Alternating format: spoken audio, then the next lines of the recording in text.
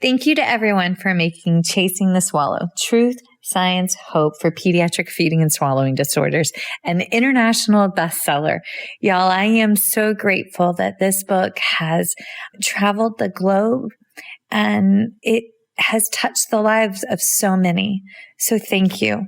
Y'all, if you are looking for a resource to help you grow your evidence-based practice on why we need to engage in interprofessional practice with various allied health and medical partners, then I hope that you will check out Chasing the Swallow. Also, don't forget that it counts for 1.35 or 13 and a half hours of ASHA continuing education through speechtherapypd.com, and you can get your copy of Chasing the Swallow on Amazon today. So thank you, everybody, and enjoy geeking out with everybody that helped write the book. Enjoy.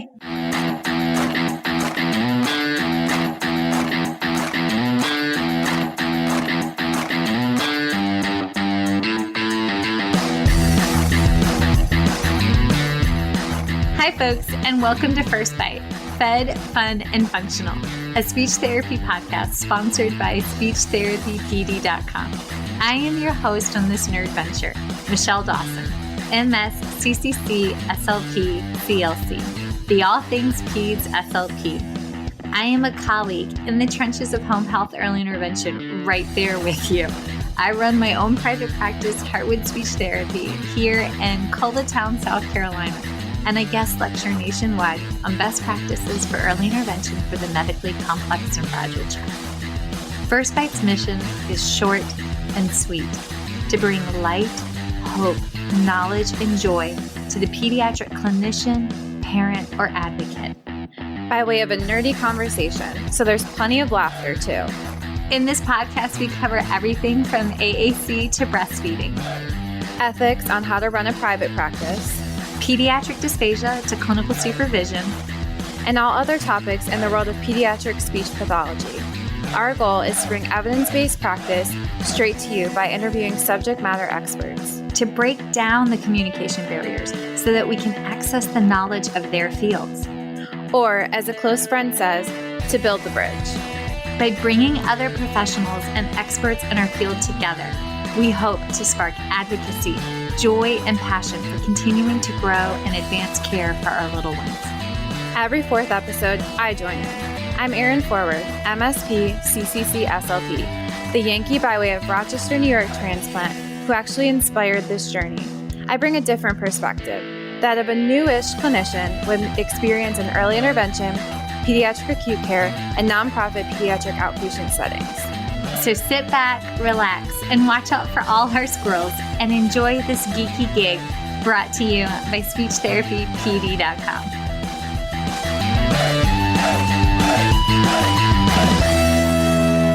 Hey, this is Michelle Dawson, and I need to update my disclosure statements. So my non-financial disclosures. I actively volunteer with Feeding Matters, National Foundation of Swallowing Disorders, NFOSD, Dysphagia Outreach Project, DOP. I am a former treasurer with the Council of State Association Presidents, CSAP, a past president of the South Carolina Speech, Language, and Hearing Association, SCISHA, a current Board of Trustees member with the Communication Disorders Foundation of Virginia, and I am a current member of ASHA SIG 13, SCISHA, the Speech Language Hearing Association of Virginia, SHAV, a member of the National Black Speech Language Hearing Association in Basel, and Dysphagia Research Society, DRS. Additionally, I volunteer with ASHA as the topic chair for the Pediatric Feeding Disorder Planning Committee for the ASHA 2023 convention in Boston, and I hope you make it out there. My financial disclosures include receiving compensation for First Bite podcast from speechtherapypd.com, as well as from additional webinars and for webinars associated with Understanding Dysphagia, which is also a podcast with speechtherapypd.com. And I currently receive a salary from the University of South Carolina in my work as adjunct professor and student services coordinator, and I receive royalties from the sale of my book, Chasing the Swallow: Truth, Science, and Hope for Pediatric Feeding and Swallowing Disorders, as well as compensation for the CEUs associated with it from speechtherapypd.com. So those are my current disclosure statements. Thanks, guys. The views and opinions expressed in today's podcast do not reflect the organizations associated with the speakers and are their views and opinions solely. Okay, in this week's episode of Gratitude, Mommy Dawson is grateful that Pack Dawson came in clutch on a time change weekend, and we got to get in a hike and big house projects and chores and things that, you know, sometimes you push your chores off and then they amass and then you're like, oh my God, we got to do it all now. And we did. So I am grateful for my pack to pull it all together. So also, I hope that y'all enjoyed this episode with none other than Jarrold Jackson, who, when you see him at ASHA this week, please be sure to give him a high five and a heartfelt gratitude hug, because he is none other than the ASHA SLP Convention Chair for Seattle in 24. So huzzah! Jarrold, thank you for all that you do. It's going to be amazing. All right, everybody, enjoy. Okay, everybody. I am so excited about today's guest. One, because he just brings the most amazing energy with him. And also because we are gearing up for like literally 2 weeks away from ASHA. I think this boils down to like maybe 10 days if my math is correct, but math is hard, so don't quote me to that. But we have a topic that's very critical, and it is absolutely, utterly necessary that we talk about it, that we hold these meaningful conversations. And our guest is a leader in these conversations, but also a leader in our field. And I get to shine his light. And y'all know that's one of my favorite things to do. So I have none other than Mr. Jarrold Jackson, who I met at Boston back in October 2023, because he is, on top of his very full plate, volunteering his time to be the topic chair of the health literacy subgroup. So for those of you that don't know, the ASHA Convention Planning Committee, there's like 30 different topics that they kind of categorize submissions into. And health literacy is a huge piece, and we've had a lot of past podcast episodes on it, but he's the topic chair of that. In addition to volunteering his time there, he's also the director of specialized supports with Roundtree Group. He is an active volunteer at local, state, and national levels. His work with ASHA has actually led to the development of the Assistance Certification Program. So thank you to all of our SLP-A's. Inez, thank you. Also updating the SLP assistant scope of practice, the clinical fellowship experience, and ensuring that diversity, equity, and inclusion and culturally responsive practices are part of the CCC coursework. He serves on the newly elected onto the MBASLA Board of Directors, and he received the ASHA Dorothy Dreyer Award for volunteerism because of all of the work that he has done. And that's what we're talking about today: advocacy, volunteerism, moving the needle forward. He is standing in front of, or lecturing in front of, the coolest X-Men poster, and my boy mom heart is like over the moon and stars, because I secretly want to be Rogue, and not just because she has my hair, but because she's also amazing. So, hi. Well, I mean, thank you so much for the invitation to be here. That opening makes me feel like I need to go take a nap. So I'm doing a lot of... No, that's why we take bubble baths. Oh my gosh. No, really, thank you for being here. You're such a light and such a ray of energy that's infectious. So I just know that this time that we'll spend together in this space is going to be great. It was great meeting you too. I followed your podcast. I've, read some of the things that you've been doing and just kind of seen you in action. And it's just really, really nice that we get to sit down and have this conversation. So thank you for having me. Thanks for that introduction. I am a huge X-Men fan. I didn't have one that I really subscribed to as like I wanted to be, but I've always just been interested in weather. At one point in time in my life, I wanted to be a meteorologist. So I really resonated with storm, and just kind of the idea of being able to control elements like that are so powerful. But that is, yeah, X-Men, but I'm also just an all over person. So I'm not a Marvel versus DC. I'm a Marvel and DC and G.I. Joe and Masters of the Universe and Princes of Power and whatever else I'm interested in. So I'm all over the place when it comes, but I collect. I collect action figures. So you have a little peek into that with my X-Men poster. He's sitting in front of this really cool poster and all of these collections, and I'm thinking, wow, and here I am collecting thimbles because that's a little old lady trait. But I think, you know, there's probably more to the story than just being a little old lady thing, right? I mean, there's probably significant history for you and why you do Yes, that. we glimmered over that. But to me, a thimble, one, my great grandma taught me how to sew, and that is profound. And I have her thimble, and she stitched. But to me, a thimble is symbolic of women's rights and women's empowerments because we sat together, we stitched together, we broke bread together, we were a community together, we advocated together, we stitched the flags for women's right to vote. We did this, and all of that is tied up in this tiny little thing that goes on our thumb that's supposed to stop us from bleeding. Yet, how many broken hearts and bloody knuckles were made along the way? And that is so if anybody ever See, comes it's to not my, just an old lady collection. it's just no, but it's in my grandma's bedroom furniture set. So if you go upstairs, it legit looks like an 82-year-old old lady lives up there. And I do have her doilies, but like they're really pretty doilies. So I like, love it. but there's that. Okay, so enough about thimbles. Tell me, because I love hearing everybody's story. How Sure.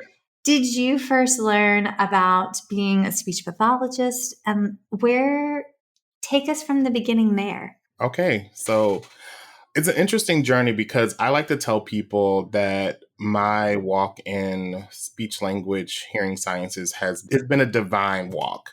And I say that because this profession, I found it or discovered it, but I also think it discovered me because I'd never, before going to college, I don't think I'd ever really thought about the profession or really heard of it, even though reflecting later on, I realized that there was an SLP at my elementary school. Her name was Miss Littles, and she would come and get students. And I always, you know, people would say, "Oh, they're going with Miss Littles," but it was never like an explanation. But I later learned Miss Littles was an SLP because we actually, in my first job, kind of got to work together in a roundabout way. So I started off my educational career at Southern University and A&M College in Baton Rouge, Louisiana. It's a historically Black university, and it's the only independent public HBU system that is existing in the country now. And Wait, what does that mean? I don't know what independent, does that mean it's like a non-private? it's the only system that's not tied to another system, and it's still freestanding as a public historically Black institution in the way that it was designed. So many other historically Black institutions, universities have kind of merged with some other university system. So for example, Grambling State University, which is another HBCU in Louisiana, is part of the University of Louisiana university system.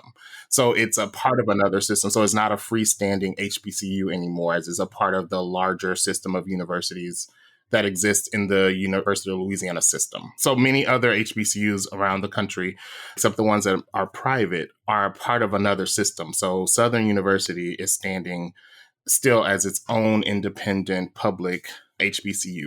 So it's not owned and operated by any other system as it stands. So that's a significant feat that it still stands on its own and is not, you know, relying on other systems. So it's still standing as an HBCU independently. And it's been in operation since the 1880. So the SLP program there actually was started in combination of a couple of people, Dr. Mitchell and Mr. Samuel Jarrold, who, when doing research, found out that he was the first Black SLP in Louisiana, period. And definitely one of the first Black men in the profession. So he started the program there. These are all things that I learned, afterwards. Anyway, I started at Southern University and my major was agricultural economics because I had gotten a scholarship there. And, Southern was a place that I had known since I was a kid. I had attended several summer programs there and was a part of one of the TRIO programs, Upward Bound, that really helps children from minoritized backgrounds have access to college experiences and other exposures to science, technology, travel. And so I just thought, hey, I'll do agricultural economics. I got a scholarship from the agricultural department and I'm interested in business, maybe. This is also going to pay for me to get through school, so why not? And my first semester, I got this letter from them saying that the funding wasn't a sure thing and, just giving us a heads up. And I said, well, if they're going to take the funding away, then I need to go find something else to do because I already had another scholarship. Because I was like, I don't know if I was really married to this, but I was going to, enjoy it because They're going to pay for because it. they're Yeah. going to pay for it. And so started flipping through the physical catalog at that time and just reading through majors. And I couldn't find anything. I didn't want to be, I didn't want to be a pure science major because I looked through biology. I didn't want to be a education major because, not because I don't respect teaching. I think teaching is one of the best professions. But for me, in my mind, it's like I didn't want to necessarily do that. And then I couldn't business. I didn't want to just go into general business. So I just was kind of trying to figure out what I want to do. So I read through the catalog and I saw this major that said speech pathology and audiology, had no idea what it meant, but I read through the courses and I started to say, oh my gosh, this sounds really interesting. I don't know what this is, but I think this is going to be what I'm going to do. And so I just went and decided to start taking the classes. And as I got into it, it started to do all the things that I did have somewhat of an interest in that I didn't want to major in, right? So it had elements of education, it had elements of science, it had elements of the areas of interest. So I was like, oh, this is kind of cool. But I, again, still just didn't have a concept of what that really looked like and what that meant. So I just kind of went on the journey and I met some great colleagues who are now lifelong friends, my professors from then who guided me through some things as I was trying to develop who I was. And after I finished my undergraduate program, I went on to graduate school at Western Michigan University in Kalamazoo, which is the home of Charles Van Riper, if people know that name. And if you don't know that name, I encourage you to go do a little research. Wait, Van Riper, was this articulation phonology? This was Van Riper fluency. Oh my God. Yes. Okay. That's right. So why you're not thinking about that all the time? Yes. We had Dr. Runyon taught my fluency class in college. I remember him saying there's Van Riper's rules and then there's Runyon's rules, and Runyon's rules will make you pass the test. Wow, that's interesting. I've not heard that. So yeah, there were camps, right? And so yeah, Van Riper was a camp. And so he is, given credit as being one of the, the earlier founders of fluency practices and things like that. Now, personally, there's some things that, I've learned as I've grown up, in the profession to think about how to engage with people and those kinds of things. And so you look at some of the methods that were done in those periods of time and you do question them. So that's kind of where my line is drawn. But the connection outside of who he was, which was interesting to me that I didn't really think about until I was in graduate school, was that the fact that Charles Van Riper was a former professor of Mr. Jarrold's, who started that program at Southern. And that was kind of like a aha moment for me. That's why I say this path that I've been on has just been kind of ordered in ways that I didn't even think about. So how is it that you have this connection without having those connections? So Mr. Jarrold's being a student of Van Riper, me being a student of Mr. Jarrold's, and then attending the school that Van Riper started was just kind of a circular moment for me. I did my studies there and I ended up going to Western because there was a grant that was developed by Dr. Yvette Heider and Dr. Nikki Nelson, Dr. Michael Clark, and Miss Adelia Van Meter that was focusing on language and literacy for diverse populations. So this grant allowed students to come there and focus on that area of study in graduate school. So we had specialized practicum, special seminars, and things that really helped us focus on supporting historically and marginalized and underrepresented populations with a focus on language and literacy. And so that grant got me through graduate school, got me a lot of quality education, and I think helped to launch my career in ways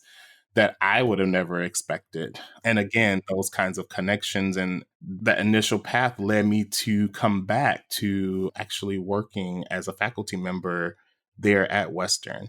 I later learned that I was the first Black male to graduate from that master's program in 2004, and then later became the first Black male faculty member. And there's not been one since I've worked there. But Dr. Hyder was the first Black faculty member at that university, period. And I think she first started there in the late 90s, early 2000s.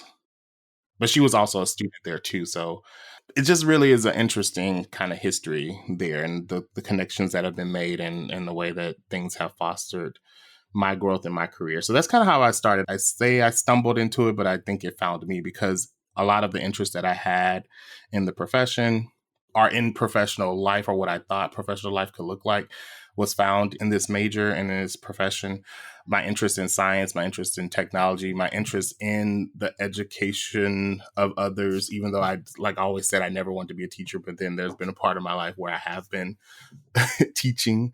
So I just think that it like really found the best parts of me and what my strengths were. And it has been easy to be a part of this profession from the sense of what I felt my skills met and what I'm able to do and what I'm interested in. So doing this work is an easy choice, even though the path to completion has not been easy, and the path of being a part of this profession has not been an easy one. There's constant things that we're, advocating for and against, and, making a stance and making a stand. But for me, fitting into a profession that has allowed me to do a lot of great work, that part has been easy. There's aspects of this profession that I love. I love those aha moments. I mean, I know it's a pun, but like I get the first bites, right? Like literally, I get to be there for those moments. And it is, if you sit there and let that wash over you, it is so humbling that we have been called to do this, right? Like that level of grace will always move my soul to tears. But there are parts where I just want to professionally scream from the mountaintops that we need to change. And folks, if you are listening, so I'm going to here is my put your big girl britches on conversation. If you have a concern with our profession, it is appropriate and healthy to voice those concerns, to ask those questions. However, it is what you do with your next breath that's going to make the difference. If you recognize a shortcoming, if you recognize a process improvement, it is in that next breath, what action, what step are you going to take to move it forward? And if you don't know where to begin, if you don't know how to start that advocating journey, that leadership journey, that how to represent, and my God, do we need different representation within our fields, then may I recommend that you, one, join your state association, because 9/10 of what we grumble about cannot be resolved by ASHA. They have to be resolved by your state association, because ASHA has a national level lobbyist, and most of what we complain about is a state level, and it's your state association that has to change that. Get on ASHA's website and look at their leadership development programs. Look at their leadership umbrella. Look at they even have student programs. They have the minority student leadership program. So we have these avenues and these tools that are available, but you can be the source of change. We just gotta share how to do it. So on that note, with that background and with that information at hand, and this is always interesting, how did advocacy become a huge part of your career? Because I feel like we always start out wanting to do clinical, right? Like we go into this clinicians and then all of a sudden we're like, oh no, I have to change the world. I think that for me, I always like to say that advocacy became a part of my profession, but maybe advocacy has always been a part of me.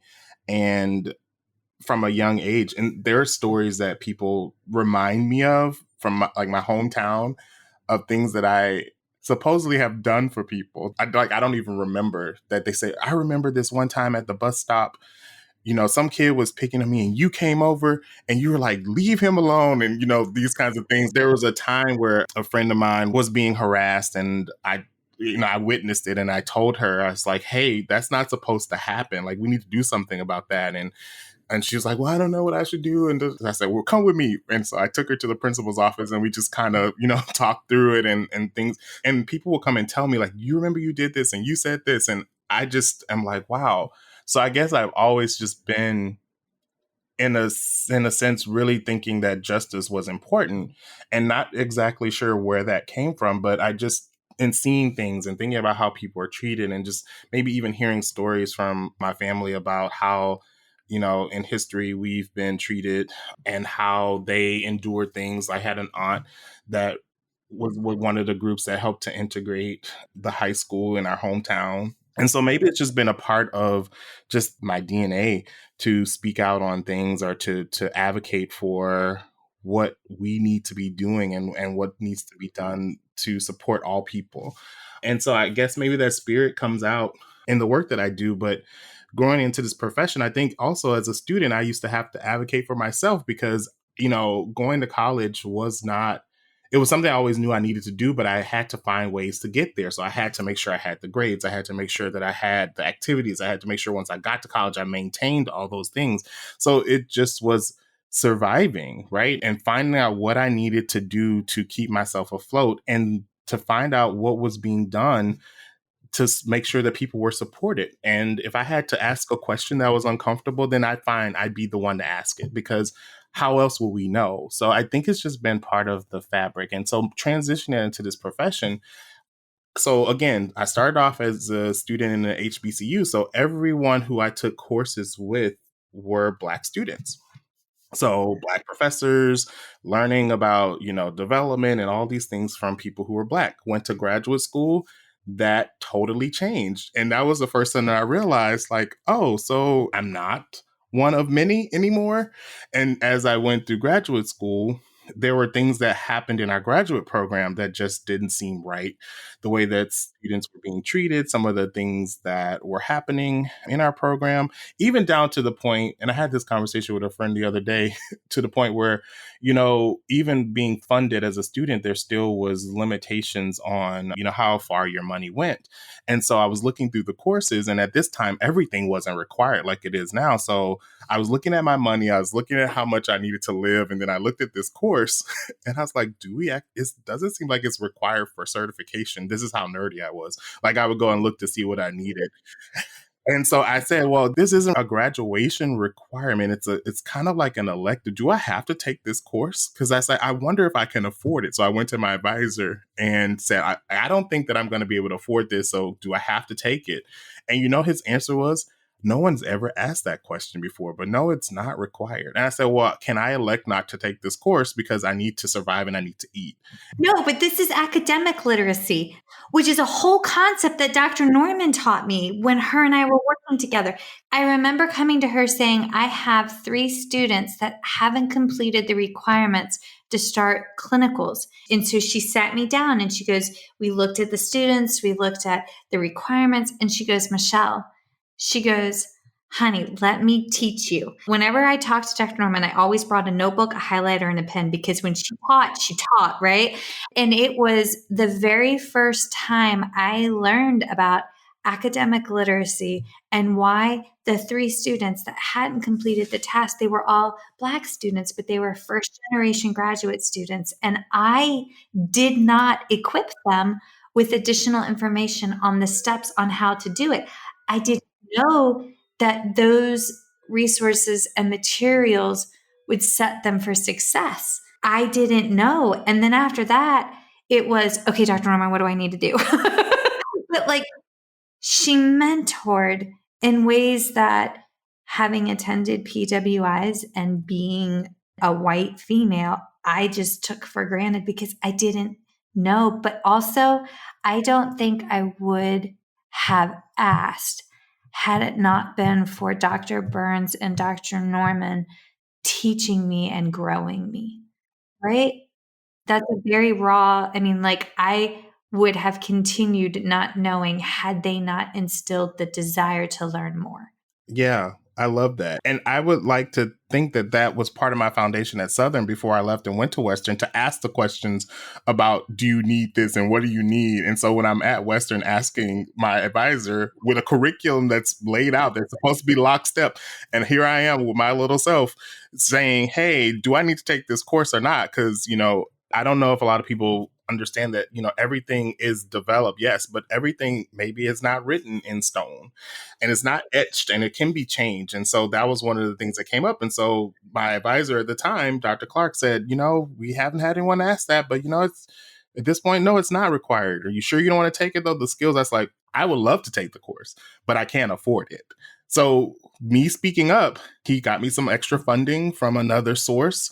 He told me to apply for this money from this organization. So I got that. It padded my pockets to be able to really still be able to live. So it's, so I went on and took the course and did that. And, there's just other things that kind of came up. It was like, okay, we need to ask about this. We need to address this. And as I moved into the profession, I started to see a number of things that, were impacting people in different ways. So I just think my voice has been one that I'll ask the question. I'll see, what it looks like. Or I'll maybe even encourage someone next to me, hey, did you read this? What do you think about it? Let me make sure I'm not like, losing my mind about it. And so people are like, well, yeah, I thought about that too. And I was like, okay, so did anyone ever say anything? It's like, I don't think anyone's ever talked about that. And I was like, so I'm the one, I'll raise my hand. I'll say, okay, hey, what's going on here? And so I think that that's just kind of been the start in my trajectory. If something doesn't make sense, if it's not fitting in a schema that I can understand, if it seems like it's putting barriers in places, I feel the need to say something or do something. And I will tell you, I've always thought that I thought that's what you were supposed to do. And that's what everyone did. But I've learned that it's really not something that everyone feels comfortable doing. And that it's not something that everyone wants to do, because a lot of people say that they rather go with the flow. They don't want conflict. But I don't look at conflict as a con. I look at it as a way to promote what we need to do and ask questions, because sometimes people, and I've taken this for a thing too, is that you take for granted that someone's thought of it, someone's asked a question, someone's done it because someone's come before you. And I just learned really that most times people have not thought about it, even though you think they should. And you're questioning like, well, what are you thinking about if you're not thinking about this? Everyone arrives to things at different times. So I've learned to respect that. And even if the question has been asked, it may not have been heard and it may not have fallen on the right ear. So I'm okay to ask that question or make that statement or push this a little bit forward. And I think that's just the key to advocacy, honestly, is to find the way that works for you. And there's not one right way to do it. Just as many people exist in this profession or in this world, is that could be the way that advocacy works for you, because you're that individual and it's going to make an impact because you did it. So it might not be standing in front of a crowd asking a question, but maybe you might send in a message, or maybe you might read something and say like, you know what, I'm going to write a letter.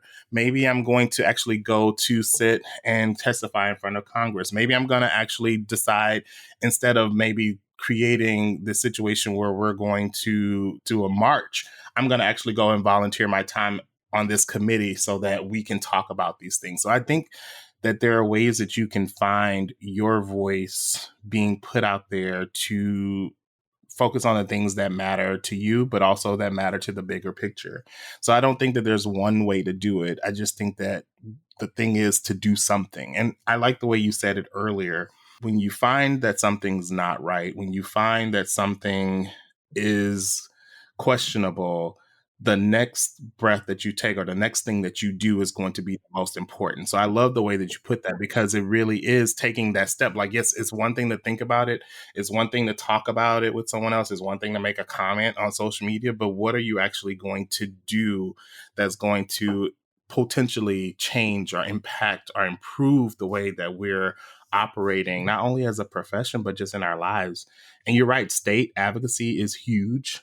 Local advocacy is huge. Having a national voice is huge as well. Find the space that most suits you and go after it. So what I have found is that I have colleagues that they don't want to get involved in state association advocacy or our national association advocacy, but they advocate on behalf of the profession in different entities or organizations. They like tithe their time amongst sister groups, sister organizations. In South Carolina, there's Family Connections, which is the state special education. It is the federally funded PTI, Parent Training Institute. And it's this phenomenal organization. And I've had a ton of families and ton of colleagues volunteer there, or they might different nonprofits. I mean, working at food banks, y'all, there's different ways that you can advocate. One of my favorite websites is something called findhelp.org. Have you heard of that one? I have not. I'm writing it down as you speak. Findhelp.org. So I learned about this at ASHA 2023 from a panel discussion. It was a bunch of SLPs from MGH, Boston, Mass. General Hospital. This organization, you type in your zip code and any potential need that a patient may have, that you may have, and it will propagate and fill the void. It is absolutely like down to transportation, down to food banks, down to support with like a power bill or like a gas bill, or I mean, things that you don't even think that you could need help in or a loved one could need help in. And mental health, counseling, drug abuse, all of those things are available there. But that's also, I look at it on the other side, all of those organizations need volunteers and advocates. And that's another way to pour forth. It's a very cool tool. Have you had any like formal leadership training or formal advocacy training that you were like, this is a really good tool, or this is a really good book, or this is meaningful and will help me grow in that skill set? I wish I could say there was one thing that I went through or one thing that some institute, but honestly, it's kind of been a pull of resources from multiple places.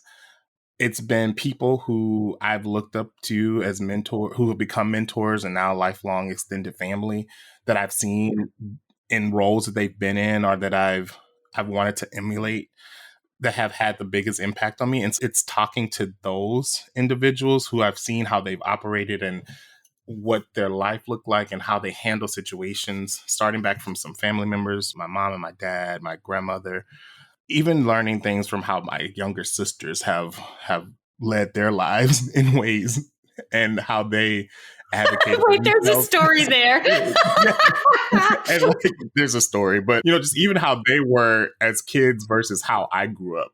Like I always was the good kid and just following all the rules, and they just kind of blasted through and did things in their own ways. And I was like, take lessons from them. There were teachers that I had that just were always doing things on behalf of their students. One of my lifelong mentors that goes back to my high school days. She was my former English teacher, Dr. Ruth Ray Jackson, who's now the interim president at Langston University in Langston, Oklahoma. And we still keep in touch. And she just was the epitome of like what it meant to be a calm leader who used her words and her presence to just kind of shift an atmosphere. And then piecing people like Mr. Jarrold and Dr. Hyder, just how they engaged from an intellectual and interpersonal kind of perspective of how they spoke, how they were confident in the knowledge they had, and how they also then just trained and worked with others to be who they were. But this is how you engage. This is how you do things. And so, it's just been those influences, my own experiences. If people say like, hey, this is a book that I read, I might pick it up and skim it, but I'm not studying it. It's been just like a mixture of things. I've participated in some leadership academies, one in the state association. There have been some courses that I've taken, but I can't say that just is one thing. It's just been a pool of resources and life experiences that just have helped to build my, I guess, my shaky confidence in moving forward with things that are important. Outside of that, though, I will say too, again, the divine intervention that exists. Like, I'm a spiritual and not so much religious person. So church and things like that are things I did as a kid, but my walk in spirituality has been truly faith-based. So there are whispers and messages and signs that have been presented to me and I listen to those. I think that it has also connected me to people. It's connected me to places. It's allowed my path to be ordered in a way that sometimes I don't even know until afterwards. Like, what did I say? Did I say that? What did I do? You sure I did that? And so in the moment, there is just something that happens that I can't explain sometimes. But it's grounded in when I come out of the fog, it's grounded in, like I said, those things that I've read, those people who've been there, those specific circumstances that have said, you've done this before, you can do this again. So I wish I could give a leadership book or something like that to tell people, go read this and this is going to transform your life. Like I said, I've taken things from different courses I've taken. I've read things like Crucial Conversations, what is it, the 5 levels of leadership, like those kinds of things I've read, but not to study them. It's been conversations with other people in different positions, like I said, in different roles. And then sometimes just like, I've done this. This is what needs to happen. Let me jump off the bridge. I think also things have been strengthened by taking chances and becoming a part of something. So volunteer opportunities. I've been volunteering with state associations since I started in my clinical fellowship when I was working in Louisiana. So like the speech pathologists and audiologists in Louisiana schools group was huge. I was on their board and did exhibits and was around people who were just active. And so, then moving into things in Michigan and like continuing working in Louisiana, I just think it's just been a culmination of those experiences that have helped to shape me to be comfortable in these environments, volunteering through ASHA and now being more involved in the National Black Association for Speech Language Hearing, being around people who have done things, and who are currently doing things, what they've done in history, understanding how things have moved historically to where we are now and having that perspective. So it's a multitude of elements, I think, that really have prepared me or continue to propel me in ways that makes me comfortable with being uncomfortable. I think that is the most honest answer I've heard in a minute, friend. There is a quote, and it's one of my all-time favorite quotes, and it says, "If I've seen farther than others, it's because I stood on the shoulders of giants." And it was Isaac Newton, who is my number 1, number 2 favorite astrophysicist. I also really like Nico Kachu because he's just delightful when he talks, and Neil deGrasse Tyson. So I don't know. It's a toss-up. I like astrophysics. It makes me very happy. I don't understand the math, and I don't always understand the But theories. But that's okay. it's wonderful. Yes. Yeah. So, and the power of mentorship. So there's a book and I get the faith-based, and I have a thought on the faith-based, and I'll come back to it. But there's a book, it's called I'll Pray for You and Other Outrageous Things Said to Disabled People by Hannah Setzer. And she is hands down possibly the funniest author I've ever read in my entire life. And despite 6 months of pelvic floor PT, when I was reading her book, I laughed so hard that tears ran down my face and I totally peed myself. But it's amazing. Oh my God, so freaking good. 1, she loves Jesus. 2, she does cuss in the book. So heads up, folks, you've been warned. But she's got a theory in this book that she goes back to, and it's steeped in her faith, and it's that the moon is round. And it's that we only see part of it. But I mean, think about it. And this also probably ties back to me liking astrophysics. But we only see part of the moon. And then sometimes we see none of the moon. We don't see the plan. We only see the part that we can see in that moment. However, there is always a plan. So in between, trying to pull myself together because it's literally that good of a book, I'm sobbing because, damn, there's always a plan. I have a dream and I'm going to put this into the universe because my dear friend Erin always says we need to manifest out loud. I would like to create an SLPs of Faith caucus.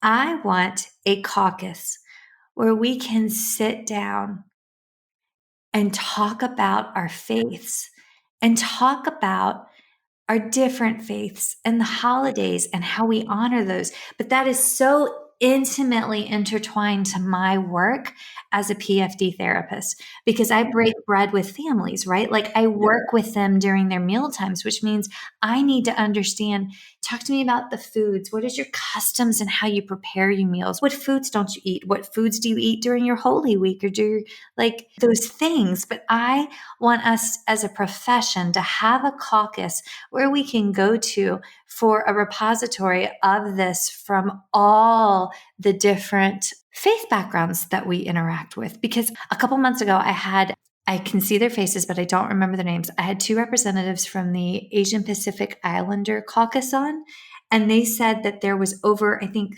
32 different languages and like 15 different religions represented within that one caucus. And that was just profound. So we're just going to manifest the SLPs of Faith caucus because I totally want to see that come to fruition. I love that. And the idea too is the respecting of the various cultures and the various faiths in conversation and not coming into a space where mine is superior to yours. And what is this? This is not real. And, it has to be at the basic level of being willing to walk into the room and be responsive and be respectful of the thoughts and the processes and the visions that people have for their lives from a spiritual perspective. And that part is so critical. And like you said, you're in people's homes because of the work you do, but we're in people's lives as in this profession in the same reason. So it might not just be feeding, but it's the way that we're engaging with language. It's the way that we're engaging with speech sounds. And we have to take that same mindset. We have to check ourselves at the door, walking to these lives, whether it's the homes or it's in our therapy rooms or it's the classroom or whatever the case may be. We have to be able to walk into the lives of these others, taking them and what their needs are as the priority. And how do we then work our levels of understanding and our expertise into that, not to tell them what to do, not to tell them what to believe, how to eat, but how is this important to you and how is this impacting your lives? And how can I be a partner in this process? How can I collaborate with you, but not treat you or not do something to you or service you? We're in this collaborative process together, and what's important to you has to be important to me. Yes, and yes. Last year, I stepped out in a leap of faith. I did a 2-hour podcast just on faith from different backgrounds around December time. And it was hands down one of my top 5 favorite episodes we've ever done. And bloody hell, it was a 2-hour long episode, but we had a lot of Jesus and not Jesus and other faiths to talk about. So that was fun. But one of the other things that Hannah talks about is the power of mentorship and how that naturally evolves into sponsorship. And I feel like when we're advocating, when we're trying to drive change, there is something so powerful about recognizing the limit of our abilities, but then encouraging the next generation of clinicians, the stronger colleague, and speaking their name into that room, right? And that I don't see done enough. And I see so very much, and it could just be my microcosm of the PFD world, but there's a lot, unfortunately, especially with the rise of social media, me. Instead, I feel like we need to take a step back and focus on, if we have a platform and we have an opportunity, how are we mentoring and sponsoring change for the future?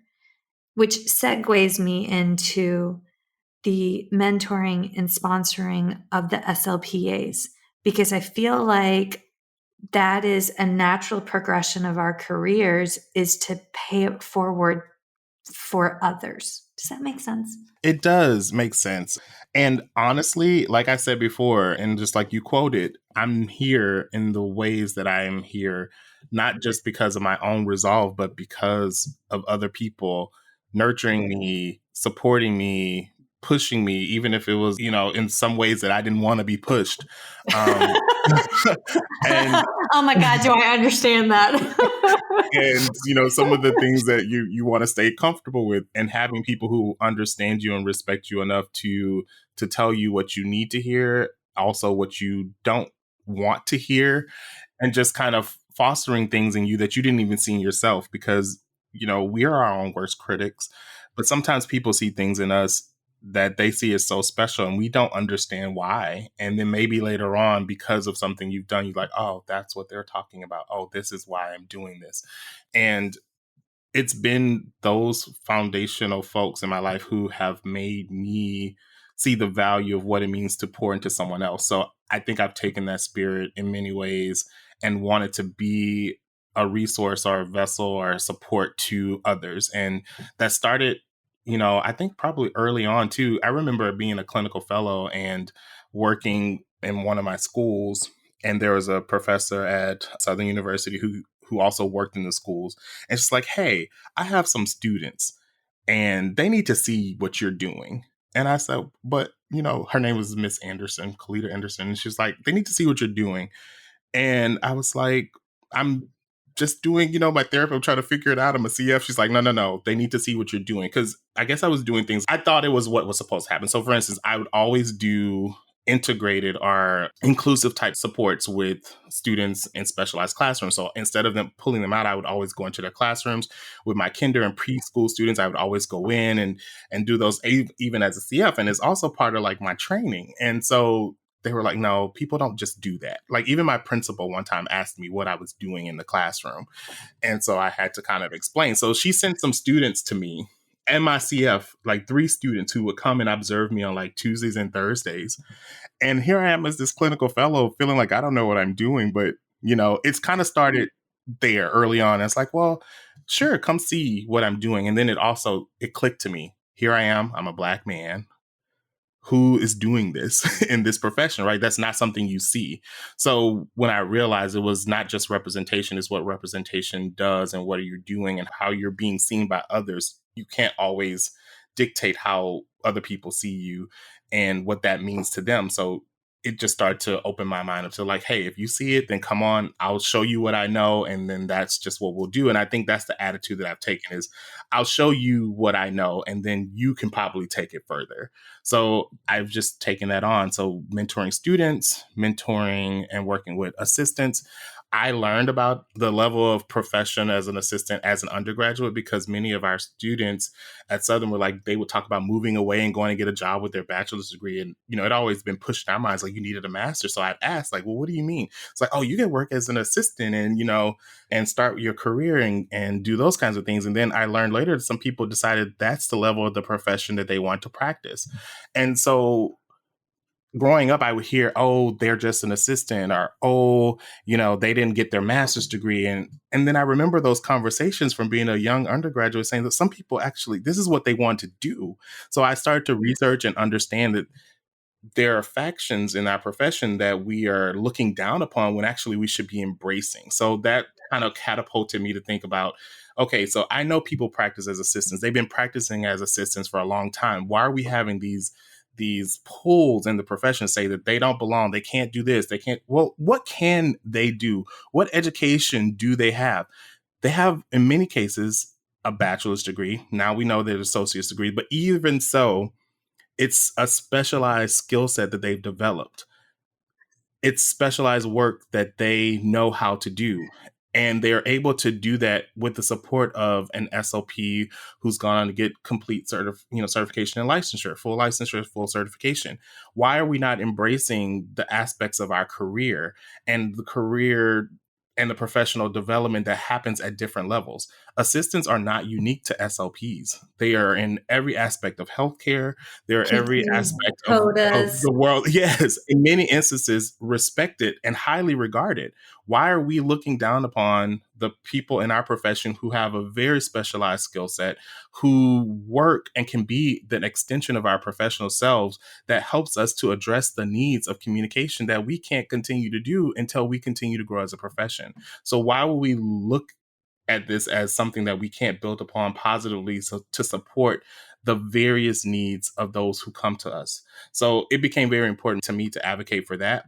And then also to advocate for the clinical fellowship that people, are not always happy about, that we have this as a part of our profession. But until we change that, we have this aspect of a professional who's just stepping out into the world, who could use that additional support in understanding what it means to transition from being a student to being a professional. And as easy as it is for people to say, well, they're ready to go, we don't Are recognize they? but right, you know what I'm saying? Are they though? Are We they? don't recognize the mentality or the strain or the way that we develop people in this profession to be a certain type. And so we start them off like, compete, compete, compete, get the highest grade so you can get in graduate school. Now you're in graduate school, you need to know everything there is to know. I'm going to tell you how to write your goals. I'm going to tell you how to do this. I'm going to tell you how to do that. I'm going to do all these things.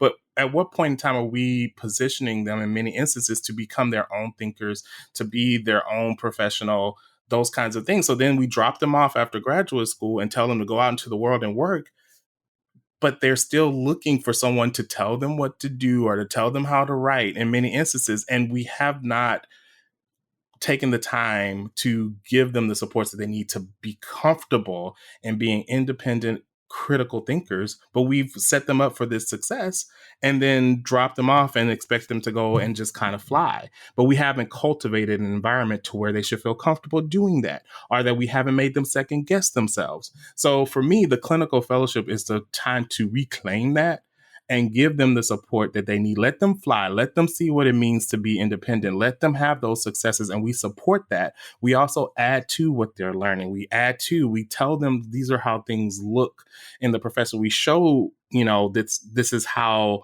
an IEP is run. This is how you think about really interpreting that information. This is why we shouldn't use this standardized assessment for this child. Goodbye, PLS 5. That test should be pulled from the market.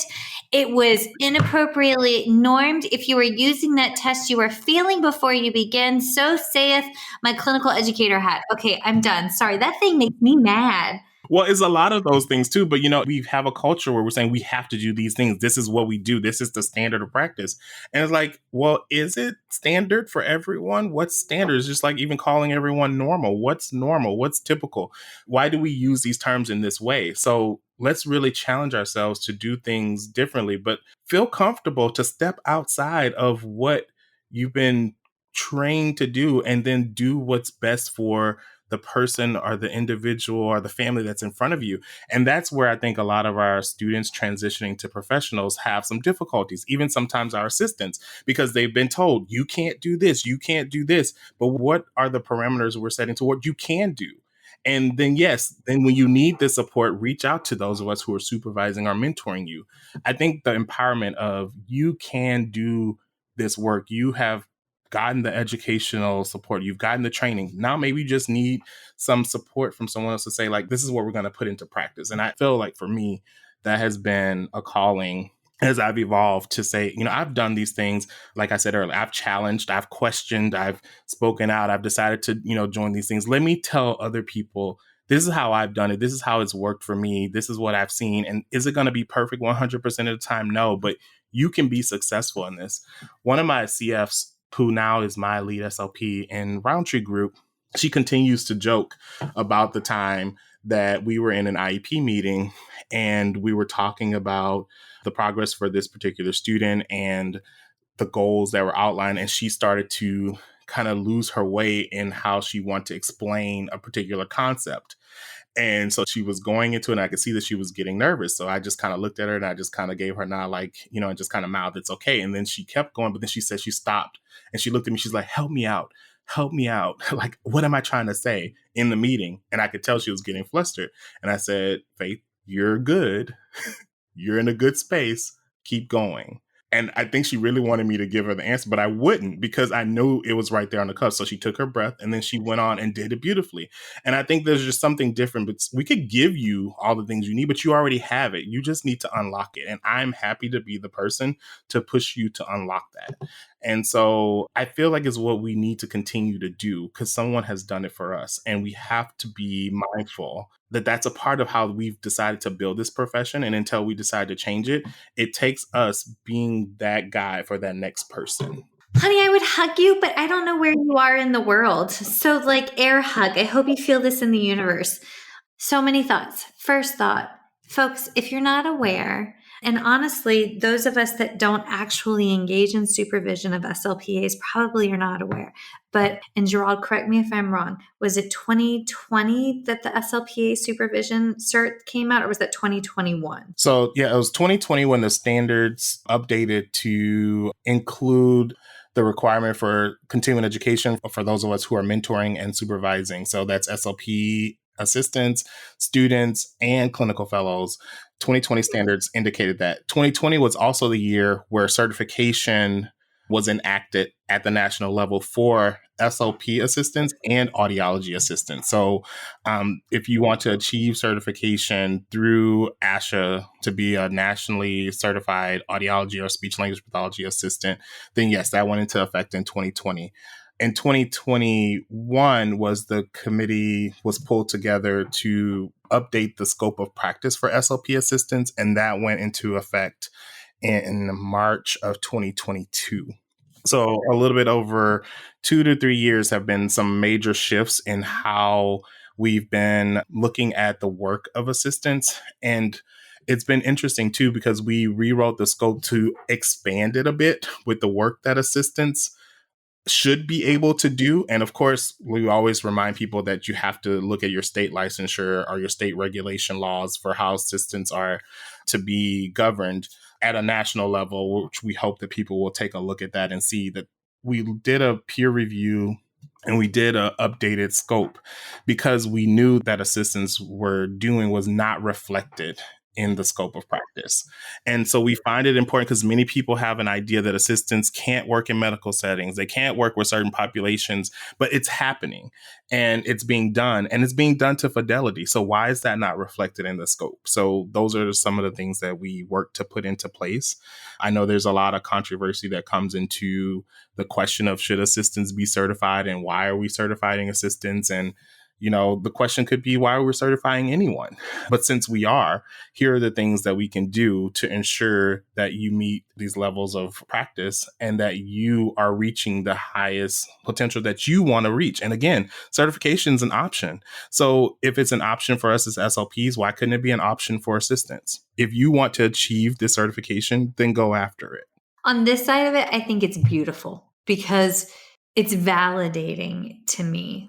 I worked as an SLT in Virginia before the SLPA, and I would have loved to have had a certification as a speech language pathology assistant. I feel like that would have given me more clear guidance personally on what to do and not to do. Also, my CF supervisor, bless her, she'd show up, she would pray with me, hand me a Mary Kay book, ask me for my order, and then after I placed my Mary Kay order, then she would sign off on my papers and basically just bid herself adieu. And so it was not the most learning of experiences, but I am gray-haired and Botox, so this was a minute ago, right? So like, it's been a minute, baby. But like my true mentors were like the chief hospitalists, the lead nurses that like taught me about interprofessional education, taught me about interprofessional practice. But had I not had their mentorship, I would have failed in that setting, right? But now that we have these standards of practice, I feel like we have a game plan to provide optimal mentorship. And I think that's the goal, right? It's the game plan. And it's not a hard and fast rule because there are other, credentialing bodies that we all have to, abide by. And so these are guidelines. These are standards of practice, but it's there for you to refer to. And the other thing is, too, we know that for the foreseeable future, there is going to be a clinical fellowship. There are going to be assistants. So if they're existing in this way that we're operating right now, whether you agree with it or not, how do we make it the best that it can be for everyone involved? It doesn't have to be this bogging down of additional work. I look at our assistants as people who are expanding what we can do. It takes our reach further than we can ever go there. Working with a clinical fellow, it's helping to, for lack of better words, birth them into this profession in ways that allow them to see themselves as the professional that they want to be and open them up to the possibilities. Will they potentially stay in the same job after their fellowship is done? I don't know. It's our hope that they do, but at least when they go, they have a springboard to go into wherever else it is that they want to do. And we can be those agents of change. And it doesn't have to be this scary process. There are people who can help mentor you to become the supervisor, the mentor that you want to be. There are resources out there for that to happen. And even if we didn't have the best experience ourselves, did you not think to yourself, like, if I did have someone to do this for me in this way, this is how I would have wanted that to look? And can that be your motivation to make sure that the next person doesn't have that horrible experience that leaves that taste in their mouth as they go out professionally? So how do we be the agents of change and create the product that we would want to see in these situations where it comes to, well, that's just something extra to do, or I don't know, someone did it for us. It doesn't require that that's why we do it for someone else, because you may just realize that you're the person that's not there to mentor people. Fine. But if we have this system set up, why can't we make it the best that it can possibly be? And you can look at me and say that's pie in the sky, but I've lived it. I've been doing it. And I know that it's possible. And I know that we can continue to promote the best practices that we can. Yes, I became a clinical supervisor because of the horrible supervision I had in one practicum where she belittled me to the point of tears because the PTA said, "Have a blessed day," on the way out the door. And I said, "You too," back to her. And this woman pulled me aside and ripped me apart for bringing faith into the workplace. And it was at that moment that I thought, I want to drive this so that no one ever has to go through this. And nothing that transpired was wrong. And it was all a beautiful, organic moment. And Bear, our youngest, couldn't hear for the first couple of years, and he had a lot of speech therapy. So whenever he sees a pregnant woman, he goes, "Mom, they're about to make birth." And I'm like, "Baby, you don't make birth." And so, like, when you said give birth earlier, all I could hear was Bear in my head saying, "No, Mama, they don't give birth, they make birth." And I'm like, "You weren't there, son. You don't know." Well, he knows. So he has an extra sense of these things. And that's the way that he communicates. We have a term, and we grew up saying this in Louisiana, and I've heard it. I haven't heard it in other places really, but that we'll go and make groceries. And people are like, "What are you talking about?" And, there's like, "No, we're going to the store. The essential idea is we're going to buy groceries." But we say, "I'm going to make groceries." And it's the same thing. It builds into this idea of people are communicating the idea. You know what they're talking about. Don't pretend that you don't. Open your mind to what they're listening and what they're saying, which kind of goes back to the whole idea of what you experienced and so many other CFs have experienced, where someone rips them for expressing themselves or being an individual. We're not in this business to create mini-me's. We're not in this business to clone what has been and replicate the same thing over and over. That is what got us into trouble. People come from various backgrounds, various ideals, they have various beliefs. It's not our place to judge them on that. It's not our place to change that. If it's in a spot that is impacting the development and the growth and the comfort of other people, we need to address it. But that doesn't mean that we change the fundamentals of who people are and what they believe and what they think. And it's the reason why we continue to have so many problems across this profession from an ethnic, racial, equity, access situation, is because we believe wholeheartedly we're supposed to fix people, or you only look a certain way, or an SLP looks and acts like this. That is not the business that we're in. We're in the business of health and human support. So health and human comes to us in different forms, in different ways. And it is our job to accept that and bring our expertise to supporting those people. But we're not in the business of creating, recreating, and cloning and duplicating. We're here in another capacity. So that also is problematic when we're working through our graduate programs and there's only one way that therapy can be done, or we're riding someone really hard because they're not saying things a certain way, or how can you be a model for people if you're speaking this dialect? This is what we need to stop. And these are the things that I will continue and others will continue to advocate for and against. This is not the business that we're in.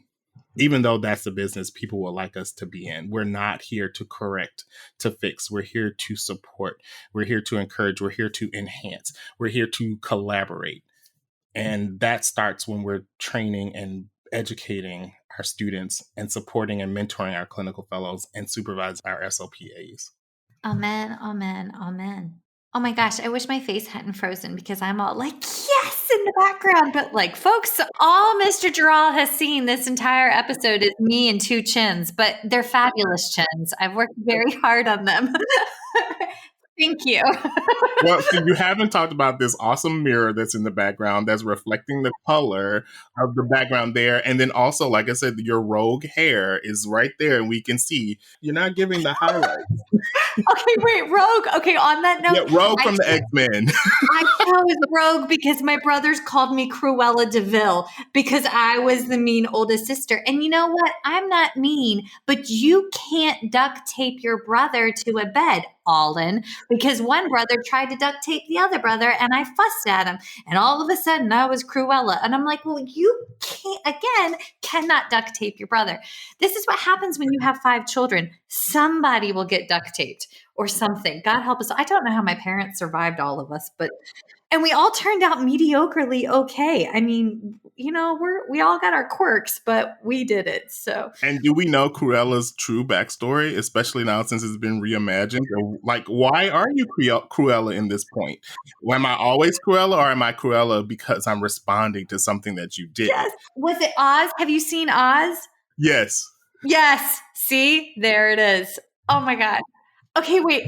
This was wonderful. One, we have gone over. Everybody, thank you. You guys know I'm going to go over. We have an hour, but like we don't always stick to the rules. Some rules were meant to be broken.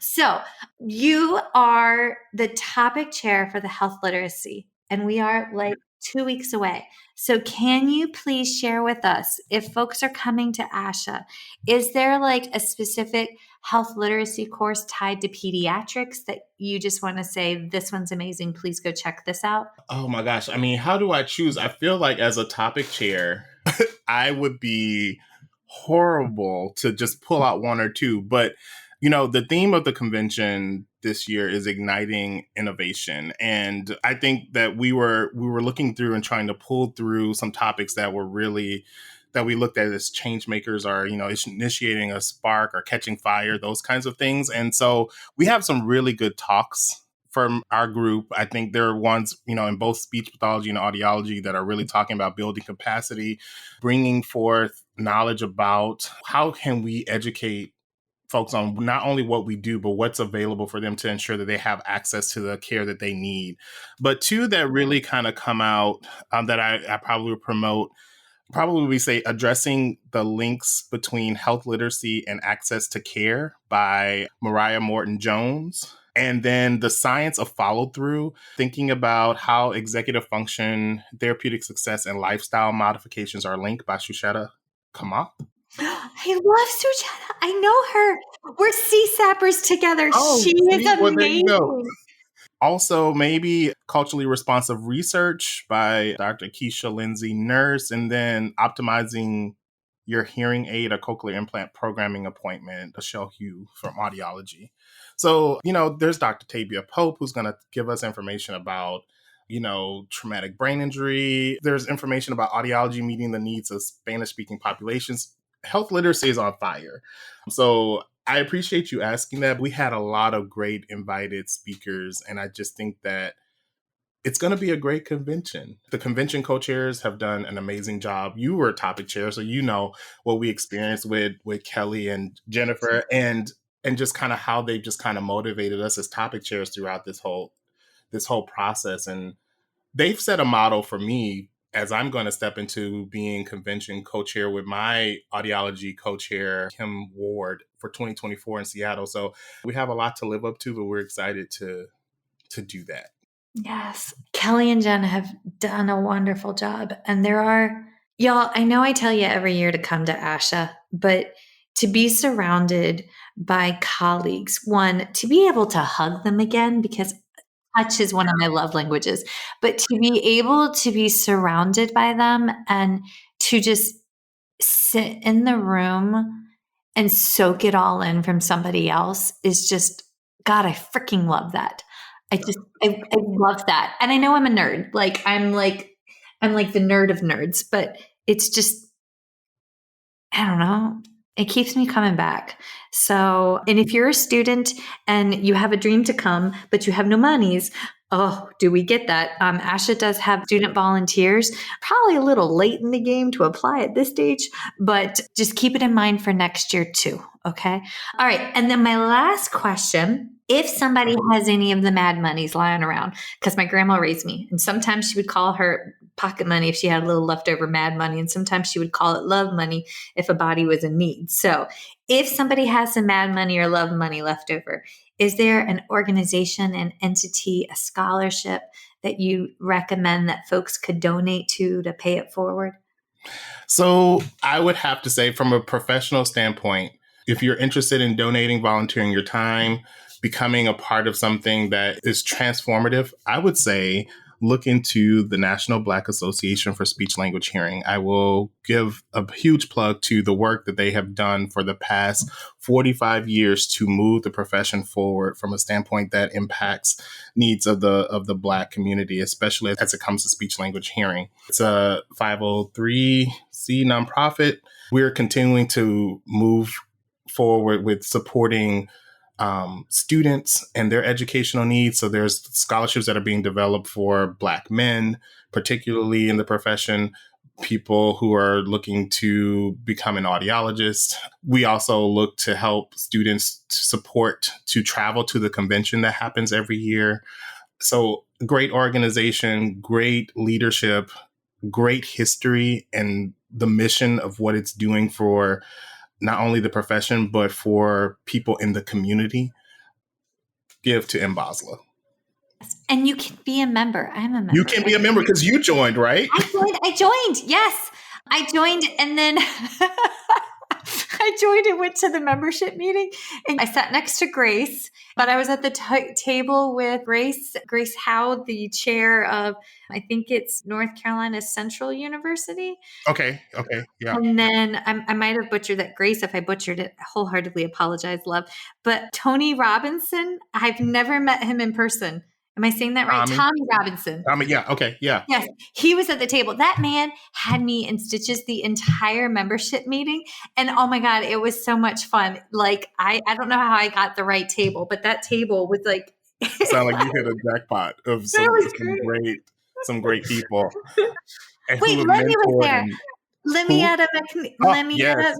Yes. Oh, I love her. She has become a recent life mentor. So Dr. McNeely, if you're listening, know that I have attached myself to you, even if you don't know. But, as I've gotten more involved in ASHA business, she has been a driving force for a lot of the things that have moved forward in the profession, just the history that she has in the profession and what she's done. But yes, I have latched on to her as another person who I look up to for just leadership and for knowledge and just how impactful her presence can be. So yes, absolutely. Yeah.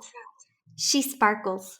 She's one of those souls that like legit sparkles. Like but like her eyes twinkle. Yes. Okay. We have to come back and do this again. I would love for next year. This was amazing. Thank you. Thank you for having me. Thank you for this platform.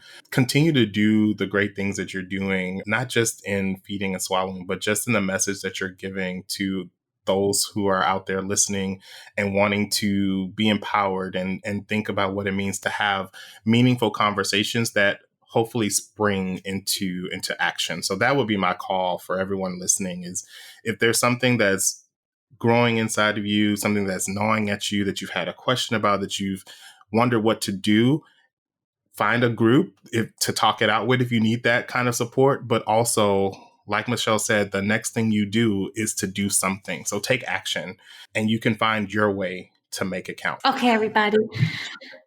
Yes. Check us out on First Bite Podcast on Instagram. Be sure to tune in. Erin and I took on this new initiative of Research Wednesdays on Instagram Lives, 2 Wednesdays every month to try to expedite research to practice, but also, yes, right? We want to elevate the researchers' voices. It's lovely, the sharing and dissemination of information on social media, but we don't want to lose the message in the middle. So come join us on Wednesdays, and thank you. Thank you for joining us for today's course. To complete the course, you must log into your account and complete the quiz and the survey. If you have indicated that you are part of the ASHA registry and entered both your ASHA number and a complete mailing address in your account profile prior to course completion, we will submit earned CEUs to ASHA. Please allow 1 to 2 months from the completion date for your CEUs to reflect on your ASHA transcript. Please note that if this information is missing, we cannot submit to ASHA on your behalf. Thanks again for joining us. We hope to see you next time. Feeding Matters guides system-wide changes by uniting caregivers, professionals, and community partners under the Pediatric Feeding Disorder Alliance. So what is this alliance? The Alliance is an open access collaborative community focused on achieving strategic goals within 3 focus areas: education, advocacy, and research. So who is the Alliance? It's you. The Alliance is open to any person passionate about improving care for children with a pediatric feeding disorder. To date, 187 professionals, caregivers, and partners have joined the Alliance. You can join today by visiting the Feeding Matters website at www.feedingmatters.org. Click on PFD Alliance tab and sign up today. Change is possible when we work together. That's a wrap, folks. Once again, thank you for listening to First Bite, fed, fun, and functional. I am your humble but yet sassy host, Michelle Dawson, the All Things Peds SLP. This podcast is part of a course offered for continuing education through SpeechTherapyPD.com. Please check out the website if you'd like to learn more about CEU opportunities for this episode, as well as the ones that are archived. And as always, remember, feed your mind, feed your soul, be kind, and feed those babies.